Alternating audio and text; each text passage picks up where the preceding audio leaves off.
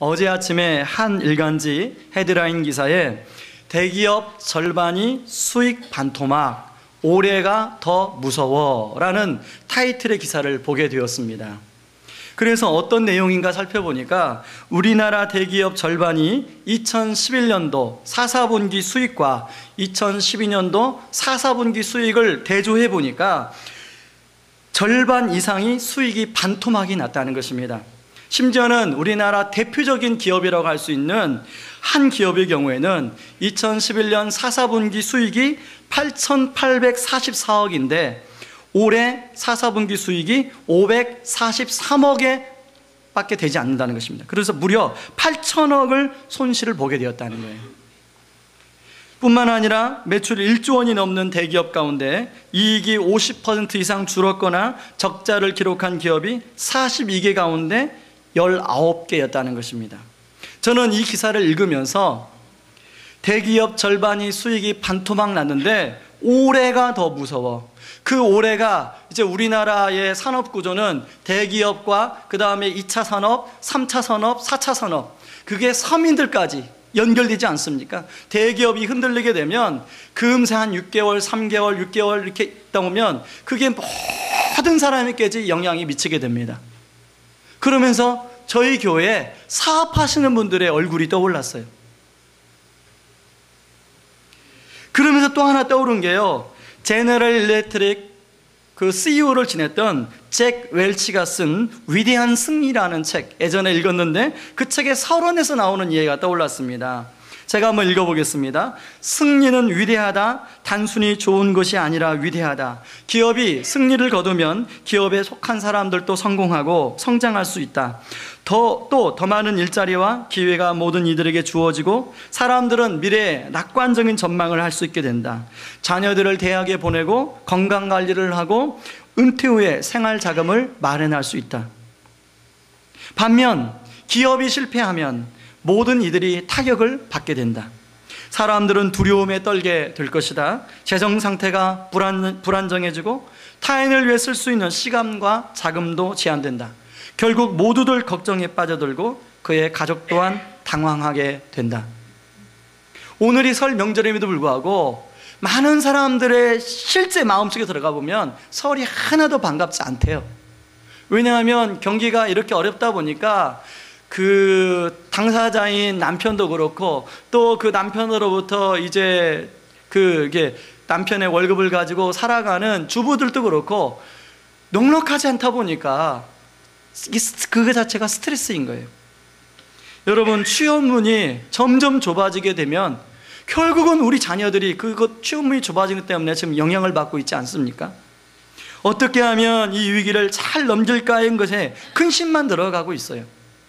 제가 왜 오늘 서론에서 이런 말씀을 드리냐면 오늘 본문의 말씀에 결혼잔치가 한참 진행이 되고 있는데 3절은 포도주가 떨어진지라 이렇게 이야기하고 있더라는 것입니다.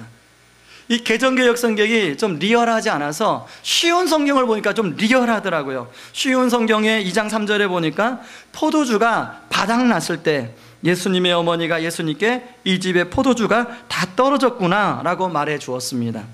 여러분, 유대인의 결혼식에 있어서 이 포도주가 가지고 있는 의미는 기쁨이 사라졌다는 거예요. 실제로 유대인의 결혼식은 일주일 동안 지속이 됩니다. 그래서 좀 넉넉한 가정은 포도주를 넉넉하게 준비하는데 오늘 이 가정은 그럼 넉넉한 가정이 아니고 아마 서민 가정이었던 것 같아요. 그래서 이 정도 하객들이 올 것이다 라고 생각하고 준비했는데 떨어져 버린 거예요. 여러분, 시편 104편 15절에 보니까 사람의 마음을 기쁘게 하는 포도주와 사람의 얼굴을 윤택하게 하는 기름과 사람의 마음을 힘있게 하는 양식을 주셨도다. 그래서 오랫동안 이 포도주가 갖는 의미가 많은 사람들에게 기쁨을 주는 그런 상징적인 역할을 했다는 것입니다. 그런데 그런 기쁨이 있어야 할 결혼잔치에 포도주가 떨어졌으니 결혼잔치에 기쁨이 사라진 거예요. 여러분, 경기가 어렵다고 보니까 그 영향으로 개인의 인생에 혹은 가정에 빈 포도주 잔을 들고 있어서 아우성치는 사람이 너무 많아요. 이 포도주 잔에 포도주를 담아서 마시고 싶은데 포도주 잔에 포도주가 없는 거예요. 어느 가정은요 25평에 살다가 애들이 크니까 32평으로 대출을 받아서 옮겼습니다. 처음에는 이제 은행 이자가 나가는 게 아파트 값이 오르니까 마치 적금 넣는 것처럼 마음이 기뻤어요. 그런데 시간이 지나면서 이제 아파트 값이 하락하고 그러면서 은행 대출 이자 나가는 게 마치 쓴 돈이 나가는 것 같아요. 그러니까 마음이 아프고 그것 때문에 부부싸움이 잦아졌다는 것을 제가 들었습니다. 저와 함께 오랫동안 함께 부서를 섬겼던 장로님이 계십니다. 그 장로님이 이제 딸과 아들 아주 너무나 자기 앞가림도 잘하고 그래서 아들을 유학을 보냈습니다. 그런데 공부를 너무 잘하고 앞가림을 잘하니까 걱정을 안 했어요. 그런데 갑자기 미국에서 전화 한 통이 걸려왔는데 그 아들이 쓰러졌다는 거예요. 빨리 태평양을 건너오라는 겁니다. 그래서 장로님이 직장 다니던 거 이제 휴직 잠깐 그래서 태평양을 건너서 미국에 갔습니다. 가서 이제 병원에 가보니까 자기 아들의 그 머리에 뇌 종양이 큰 종양이 있는 거예요. 어느 병원에 가도 수술을 못 하겠다는 거예요.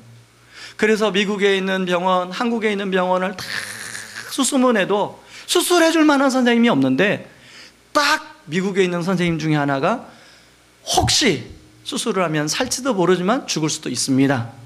수술하시겠습니까? 어떻게 해요? 그래도 희망이 있는데 이 장로님이 이제 이 아들 데리고 태평양을 건너서 다시 미국으로 돌아가는데 저한테 그런 얘기야. 시간이 지나서 저한테 들려준 얘기입니다. 목사님, 그때 제가 수의를 챙겨갔습니다.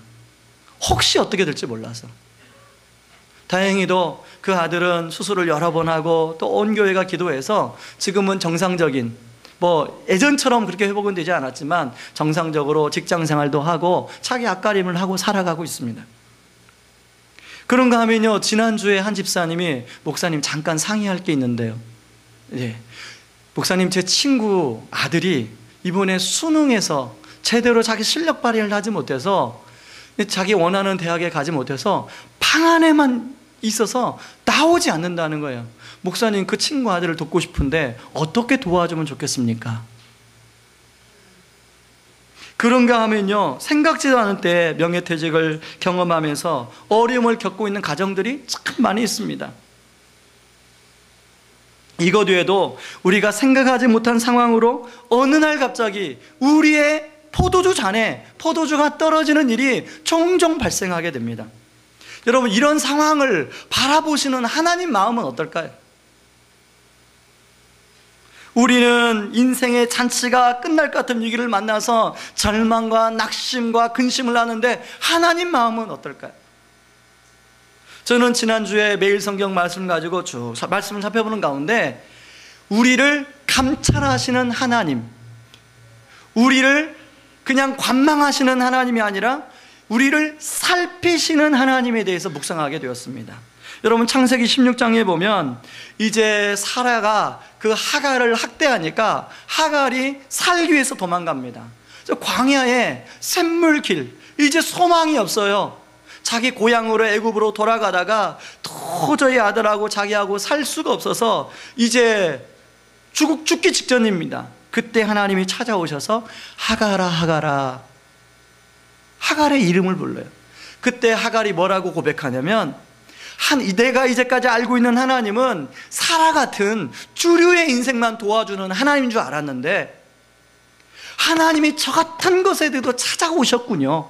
감찰하시는 하나님, 나를 살피시는 하나님이시군요 라고 고백하고 있습니다.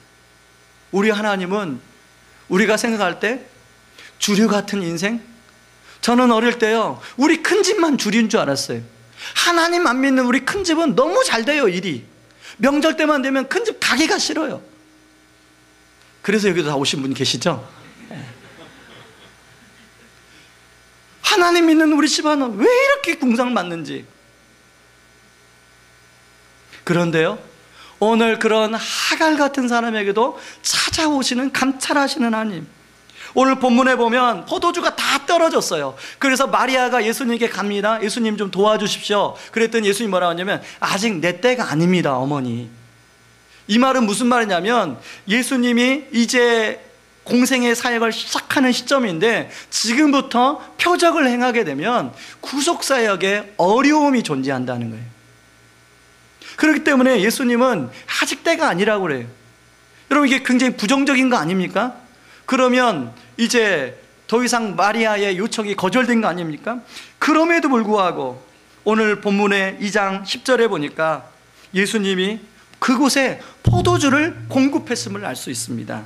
2장 10절 같이 한번 읽어보겠습니다. 말하되 사람마다 먼저 좋은 포도주를 내고 취한 후에 낮은 것을 내거늘 그대는 지금까지 좋은 포도주를 두었도다 하니라.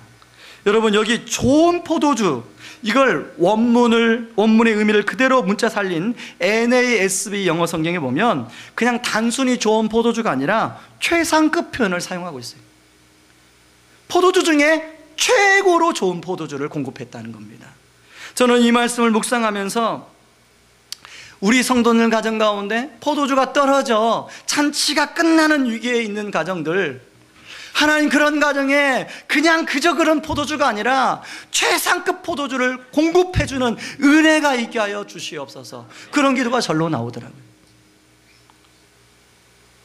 요한복음 10장 10절은 그것을 이렇게 말씀하고 있습니다. 도둑이 오는 것은 도둑질하고 죽이고 멸망시키는 것뿐이요 내가 온 것은 양으로 생명을 얻게 하고 더 풍성히 얻게 하려 하는 것이라. 우리 주님은 우리를 십자가에서 죽으시고 그리고 우리를 구원하신, 생명을 얻게 하시는 그걸로 끝내는 게 아니라 생명을 얻게 해서 더 풍성한 삶을 살게 하는데 목적이 있다는 것입니다. 저는 저나 우리 성도님들이나 주님이 공급해 주시는 이 최상급 포도주가 공급됨으로 말미암아 바로 우리 주님이 말씀하신 풍성한 인생의 잔치가 우리 성도님들의 삶 가운데 지속되는 은혜가 있기를 주의 이름으로 축원합니다. 그렇다면 그런 인생의 잔치가 계속되기 위해서 우리가 어떻게 할 것인가? 두 가지 질문을 좀 던져볼 필요가 있다는 것입니다. 첫 번째는 누구에게 도움을 요청할 것인가? 여러분, 어려움을 만났을 때 오늘 본문에 나오는 것처럼 포도주가 떨어지는 인생의 위기를 만날 때 누구에게 도움을 요청하는가를 보면 그 사람의 중심을 알 수 있어요. 많은 경우 그런 어려움을 만날 때 자기 자신의 힘으로 해결하는 사람이 있는가 하면 다른 사람, 나를 잘 도와줄 수 있을 것 같은 그런 사람에게 도움을 요청하는 사람이 있습니다. 여러분, 놀라운 사실은요, 점집에 연말연시에 오는 사람을 분석했더니 종교 배경이 무엇입니까? 질문했더니 기독교라고 대답한 사람들이 50%가 넘어요. 그러니까 교회에 나와서 주여 주여 안 주시니까 점집에 가서 우리의 아이 A대학에 들어갈지 S대학에 들어갈지 알려주십시오. 그러고 물어보는 거 아닙니까? 이번에 우리 애가 결혼하는데 이 여자랑 결혼해야 할지 저 여자랑 결혼할지 그거 물어보는 거 아니겠습니까? 여러분들은 누구에게 도움을 요청하고 있습니까? 오늘 본문에 나오는 마리아는 포도주가 떨어진 사실을 알고 가장 먼저 예수님께 가서 상황을 설명하고 있습니다. 예를 들면 오늘 본문에 연회장도 있고 또 신랑도 있어요. 그런데 연회장과 신랑을 먼저 찾아가지 않았어요. 예수님께 먼저 상황을 설명하고 있습니다. 2장 3절 포도주가 떨어진지라 예수의 어머니가 예수에게 이르되 저들에게 포도주가 없다 하니 예수님이 뭐라고 반응합니까? 예수께서 이르시되 여자여 나와 무슨 상관이 있나이까 내 때가 아직 이르지 아니하였나이다. 여기서 여자여란 말은 아까 말한 것처럼 우리말은 반말처럼 보이는데 존칭으로 쓰인 말로 우리말로 정확한 번역은 어머니여 그런 뜻입니다. 예수님이 마리아 요청에 대해서 긍정적인 반응을 보이지 않으세요. 예수님이 아직 표적을 보일 때가 아니라는 거죠. 그럼에도 불구하고 마리아는 5절에서 하인들에게 뭐라고 하냐면 무슨 말씀을 하시든지 그대로 해라 하고 부탁하고 갑니다. 마리아가 예수님의 부정적인 반응을 보이면 우리가 마음을 접지 않습니까? 근데 마리아는 마음을 접지 않았어요. 왜냐하면 마리아 안에는 예수님만이 이 문제를 해결해 줄 수 있는 믿음이 있었기 때문에 그렇습니다. 여러분, 우리가 은행에 가서 뭔가 내 이제 필요해서 돈을 대출받으려고 하는데 은행 직원이 안 된다고 한번 그렇게 이야기를 했어요. 근데 급하면 어떻게 해요? 또 찾아가지 않습니까? 여기밖에 없으면 거기에 소망을 두는 거예요. 마리아는 바로 예수님밖에 소망이 없으니까 하인들한테 이런 당부를 하는 거죠. 실제로 마리아의 믿음대로 예수님을 통해서 포도주가 공급되고 잔치가 계속 이어질 수가 있었습니다. 그러나 우리 안에는요, 이렇게 마리아처럼 예수님을 의지할 때도 있는가 하면 예수님을 의지하지 않고 자기를 의지하거나 또 다른 사람을 의지하는 양면성을 우리가 가지고 있다는 것입니다. 그런 양면성을 잘 가지고 있는 케이스 중에 하나가 역대하 24장에 나오는 요아스라는 왕입니다. 요아스는 7살 때 왕위에 올랐어요. 그래서 여호야다 제사장이 이 요아스를 잘 가르쳤습니다. 그래서 여호야다 제사장이 살아있는 동안에는 너무나 하나님을 잘 섬기고 하나님을 잘 의지했어요. 그래서 하나님께서 요아스 왕의 나라를 부강하도록 그렇게 만들어줬습니다. 근데 여호야다 제사장이 죽고 난 다음에 젊은 방백들의 이야기를 듣게 돼요.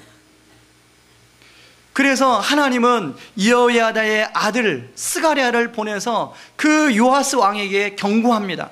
근데 요아스 왕이 듣지 않아요. 오히려 스가랴를 죽입니다. 그랬더니 하나님이 어떻게 하시냐면 역대하 24장 23절 24절을 같이 읽겠습니다. 1주년 말에 아람 군대가 요아스를 치려고 올라와서 유다와 예루살렘에 이르러 백성 중에서 모든 방백들을 다 죽이고 노력한 물건을 다 메색 왕에게로 보내니라. 아람 군대가 적은 무리로 왔으나 여호와께서 심히 큰 군대를 그들의 손에 넘기셨으니 이는 다 사람들이 그들의 조상들의 하나님 여호와를 버렸습니다. 이와 같이 아람 사람들이 요아스를 징벌하였더라. 여러분 24장 24절 후반절을 한번 주목해 보세요. 이는 다 사람들이 그 조상들의 하나님 여호와를 버렸습니다. 요아스 왕이 하나님을 버리니까 모든 백성들이 하나님을 버리게 되더라는 거예요. 여러분, 우리 부모가 하나님을 버리게 되면 우리 자녀들이 다 하나님을 버리게 돼요. 여러분, 여기 할아버지 할머니 계실 텐데 할아버지 할머니가 예수님 의지하지 않으면 자녀들 예수님 의지하지 않아요. 손주 손녀들 예수님 의지하지 않습니다. 그러면 그 인생 어떻게 돼요? 어떤 아람 군대가 와서 그 인생 또 망가뜨리는 거예요. 인생이라는 건 반복되는 거예요.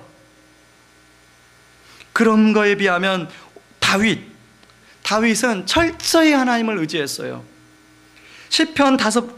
시편에만요 여호와께 피하오니라는 단어가 5번 6번 나와요. 시편 7편 1절에 보니까 여호와 내 하나님이여 주께 피하오니 나를 쫓는 모든 자에게서 나를 구하여 건지소서. 시편 11편 1절에는 내가 여호와께 피하였거늘 너희가 내 영혼에게 새같이 내 산으로 도망하라 함은 어찌함인가. 여러분, 여기 시편 11편 1절에 보면 내 산으로 도망하, 시인은 여호와 외에도 피할 곳이 있었어요. 내 산이 있었어요. 내 산이 뭔지 모르겠어요. 어떤 사람에게는 자기가 가지고 있는 물질이기도 해요. 어떤 사람은 자기가 가지고 있는 인간관계일 수도 있어요. 그러나 그런 것들로 피하지 아니하고 여호와께 피하였거늘. 그래서 시편 146편 3절 4절 5절은 이렇게 얘기합니다. 같이 한번 읽습니다. 시작. 귀인들을 의지하지 말며 도울 힘이 없는 인생도 의지하지 말지니 그의 호흡이 끊어지면 흙으로 돌아가서 그날에 그의 생각이 소멸하리로다. 야곱의 하나님을 자기의 도움으로 삼으며 여호와 자기 하나님에게 자기의 소망을 두는 자는 복이 있도다. 저는 이 말씀을 준비하다가 찬송가 543장이 생각났습니다. 어려운 일 당할 때 나의 믿음 적으나 의지하는 내 주를 더욱 의지합니다. 세월 지나갈수록 의지할 것뿐일세 무슨 일을 당해도 예수 의지합니다. 왜 이 찬송가가 생각났냐면 우리 믿음의 선배들은, 저희 어머니 때를 살고 있던 믿음의 선배들은 이 찬송을 부르다가 눈물을 흘리면서 이 찬송을 부르는 거예요. 요즘 젊은이들은 뭐 화려한 노래, 화려한 복음성가를 부르는데 진정성이 없다면 화려하지도 않고 음정도 박자도 틀리지만 이 찬양을 부르면서 눈물 없이는 이 찬양을 부르지 못하는 거예요. 어려운 일 당할 때 나의 믿음 적은 나 의지하는 내 주를 더욱 의지합니다. 세월 지나갈수록 의지할 것뿐일세. 무슨 일을 당해도 예수 의지합니다. 여러분, 이 찬양의 가사가 지금도 불려지면 저는 그때가 생각나요. 교회 마룻바닥, 시골교회 마룻바닥에 앉아서 어른들이 듬성듬성 기도하는데 이 찬양을 부르면서 눈물을 뚝뚝뚝 흘리시면서 그분들이 인생 가운데 다 혼자 힘으로는 도저히 꾸려갈 수 없으니까 세월 지나갈수록 우리가 그러지 않습니까? 우리 아들놈이 대학만 들어가봐, 나 이상 고민거리가 없어. 여러분, 인생 사셔보니까 그렇지 않잖아요. 그놈이 대학 들어가도 고민거리가 더 많아지잖아요. 그놈 결혼만 해봐, 걱정이 없어. 결혼시켜놓으니까 걱정이 없던가요? 기도할 게 더 많아요. 의지할 게 더 많아요. 특별히 저는 3절, 밝을 때의 노래와 어두울 때의 기도로 위태할 때의 도움을 주께 간구합니다. 여러분, 우리가 인생의 어두운 때를 지나가고 있다면 하나님께 피해야 됩니다. 하나님께 기도로 나가야 됩니다. 지난주에 한 집사님이 저에게 기도 부탁하는 문자를 보냈어요. 제가 그 문자를 읽어드리겠습니다. 기도 부탁드립니다. 작년에 경기가 안 좋아 마이너스 성장을 하고, 그런데다가 무리한 사업장 확장 이전으로 걱정과 두려움이 사라지질 않네요. 재작년에 급성장하면서 씀씀이도 거지고 제가 많이 교만했나 봐요. 근심이 끊이질 않네요. 목사님께 기도 부탁드립니다. 제가 뭐라고 답장을 보냈냐면, 집사님, 두려울 때일수록 기도의 자리에 나와 기도하면 어떨까요? 수요 기도회와 새벽 기도에 나와 같이 기도해요. 그랬더니 집사님이 그날이 수요일이었는데 수요일날 오셨더라고요. 그리고 그 다음날 새벽에 나오셨더라고요. 여러분, 이 집사님처럼 걱정과 두려움이 사라지지 않으십니까? 그렇다면 이런 이유는 기도와 금식 외에는 뚫고 나갈 방법이 없다고 성경은 이야기하고 있습니다. 하나님께 나와 도움을 요청하는 거예요. 기도할 줄 몰라도 그냥 도와달라고만 하면 돼요. 제가 처음으로 제 스스로 하나님 앞에 나가서 기도했던 적이 있습니다. 고3 학력고사 보기 2개월 전, 아무리 이거 시골에서 공부를 하는데 뭐 성적이 안 나오니까, 대학은 커녕 공장밖에 못 갈 것 같으니까 어떻게 해요? 야간 자서 끝나고 가방 독서실에다 내려놓고, 저희 교회 친구 교회 깜깜한 아무도 없는데 뒷자에 가서 우리 어머니가 눈물 흘려 기도했던, 하나님 살아계시다면 저도 한번 봐주세요. 제 인생도 한 번만 봐주세요. 그렇게 기도에 민망하니까 그 믿고 있는 친구들, 하나님 쟤도 한번 봐주시고 같이 봐주세요. 저까지 포함해서 좀 봐주세요.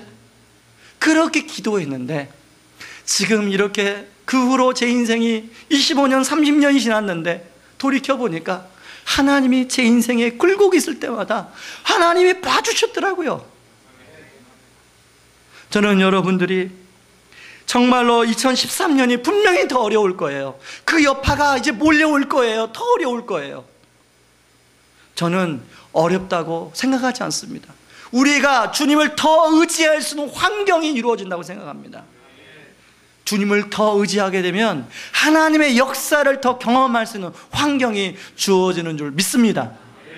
저는 2013년이 주님의 도움을 풍성하게 경험되는 그런 2013년 되기를 주님의 이름으로 축원합니다. 두 번째는 누구의 생각을 따를 것인가, 그런 질문을 던져볼 필요가 있다는 것입니다. 여러분, 예수님은 하인들에게 두 가지 말씀합니다. 첫 번째는 유대인들이 들어올 때 손이나 발을 씻기 위해 놓인 6개의 항아리가 있습니다. 그 항아리에다가 물을 아구까지 채우라는 거예요. 두 번째는 그 물을 떠서 연휘장에게 갖다 주라는 것입니다. 이 물 떠온 하인들이 예수님 말씀을 들은 그 하인들의 반응이 어떻냐면, 사실 첫 번째 말씀은 그냥 순종했을 거예요. 그냥 채우라고 하니까 뭐 저 같아도 그냥 채웠을 것입니다. 근데 두 번째 말씀 듣고는 이걸 그대로 해야 되나 말아야 되나 고민했을 것 같아요. 오늘 물론 성경은 나오지 않습니다. 제가 하인의 입장에서 생각해 봤습니다. 저 같으면 갈등했을 것 같아요. 왜냐하면 그 더러운 물을 연회장한테 떠다 주면 혼날 거 아니에요. 어떻게 이런 물을 떠다 줬냐고. 지금 포도주를 가져와야지. 하나님 입장에서 생각해 보면 그 주님의 생각과 자기 생각이 그 안에서 충돌이 일어났을 것 같아요. 여러분, 그 물을 떠나서 연회장에 갖다 준다는 것은 이치에 안 맞는 일입니다. 그런데 하인들은 두 번째 말씀에도 그들의 순종해서 그 물을 떠서 연회장에 갖다 줘요. 그럴 때 그 연회장이 어떻게 반응합니까? 이렇게 좋은 포도주를 지금까지 남겨놨구나, 그렇게 반응하고 있어요. 여러분, 저는 물이 언제 포도주로 변했을까 생각해 봤습니다. 성경에는 안 나와요. 그 타임 몰라요. 그런데 그 물을 떠서 연회장한테 갖다 주는 그 사이에 변하지 않았을까 생각합니다. 하나님의 역사는 우리가 순종의 발걸음을 옮길 때 하나님의 역사가 이루어지는 줄 믿습니다. 여러분의 물이 포도주로 변하는 것은 내가 발걸음 뛰기 전에가 되었으면 좋겠는데, 우리는 그런 발걸음 뛰겠는데, 하나님은 우리가 발걸음을 떼었을 때 하나님은 역사를 일으키는 줄 믿습니다. 저는 네 종류의 사람이 있다고 생각해요. 예수님의 생각을 무시하고 자기 생각을 따라가는 사람, 예수님의 생각과 자기 생각에서 갈등하다가 결국 자기 생각을 따르는 사람, 세 번째는 예수님의 생각과 자기 생각 사이 갈등하다가 예수님의 생각을 따르는 사람, 처음부터 갈등하지 않고 예수님의 생각을 따르는 사람. 저는 이 네 종류를 분석해 놓고 저한테 질문했어요. 저는 몇 번째에 속하는 사람인가? 여러분이 한번 맞춰보시기 바랍니다. 제가 몇 번째에 속하는 사람일까? 제가 정확하게 보니까요, 1번, 2번, 3번, 이 세 가지에 속하는 사람이더라고요. 사소한 것들은 1번, 2번의 경우가 참 많았던 것 같아요.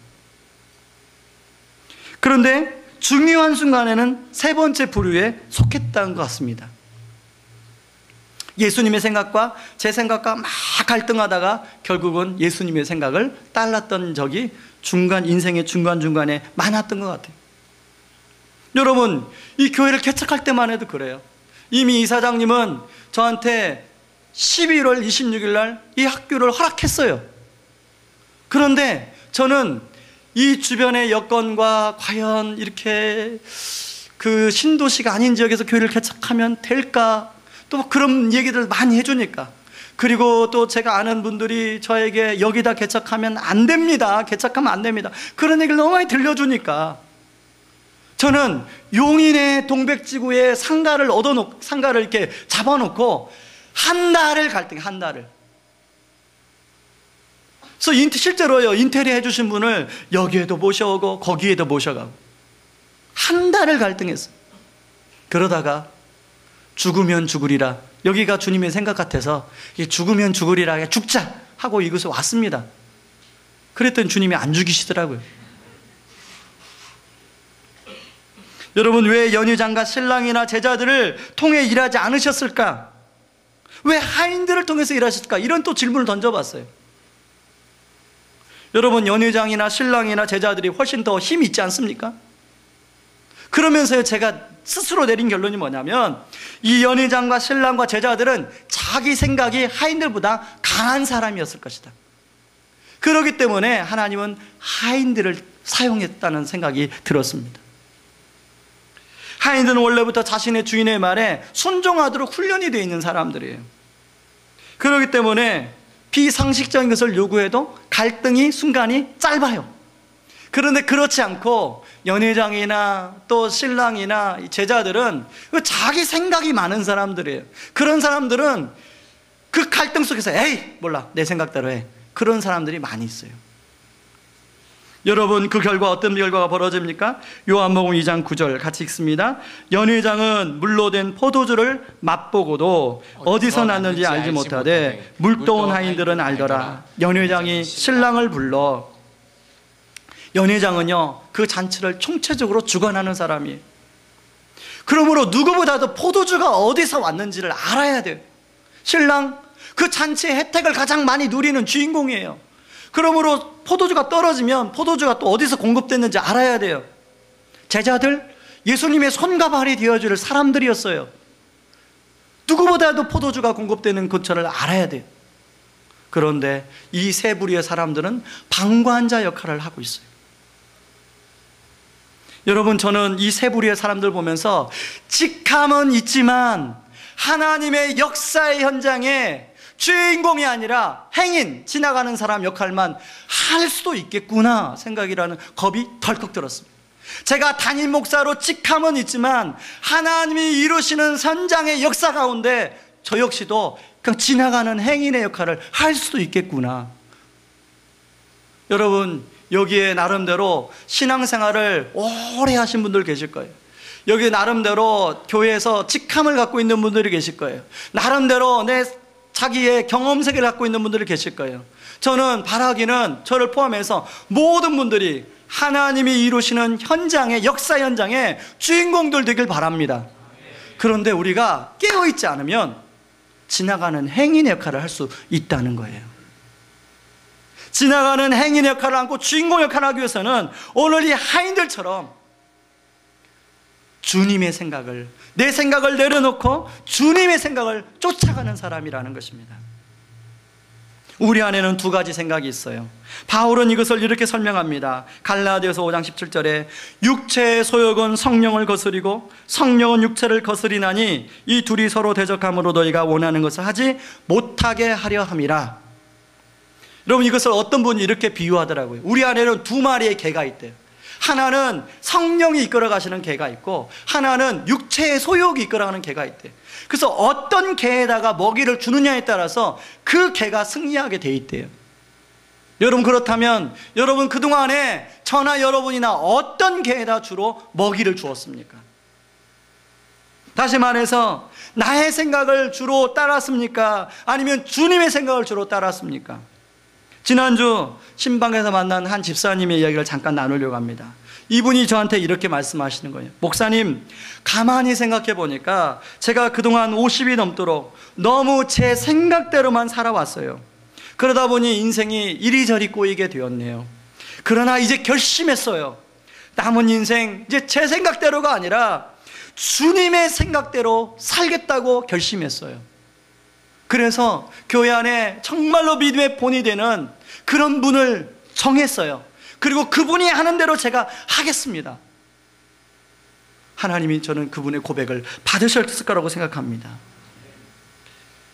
여러분, 누구의 생각을 그동안 따르며 살아오셨습니까? 두 마리의 개 중에 어떤 개에 먹이를 주며 여러분 살아오셨습니까? 여러분, 네 종류의 사람 중에 어느 종류에 속해서 살아오셨습니까? 주님의 생각과 나의 생각 사이의 갈등이 수없이 우리 삶에 이루어지는데 우리가 나의 생각을 내려놓고 주님의 생각을 쫓을 때 오늘 이 하인들, 비록 하인들이었지만 물이 그 포도주가 어디에서 났는지 알게 되는 주인공이 되었다는 것입니다. 저는 여러분들이 이런 주인공 되시기를 주님의 이름으로 축원하고, 여러분, 우리가 명절을 맞이해서 새해 복 많이 받으라고 하는데 그 비결은, 하나님의 복을 받는 비결은 내 생각을 내려놓고 주님의 생각을 따라가는 것이 복의 비결인 줄 믿습니다. 이 시간에 같이 찬양하고 우리 좀 기도하기를 원합니다. 하나님은 우리의 피난처가 되십니다.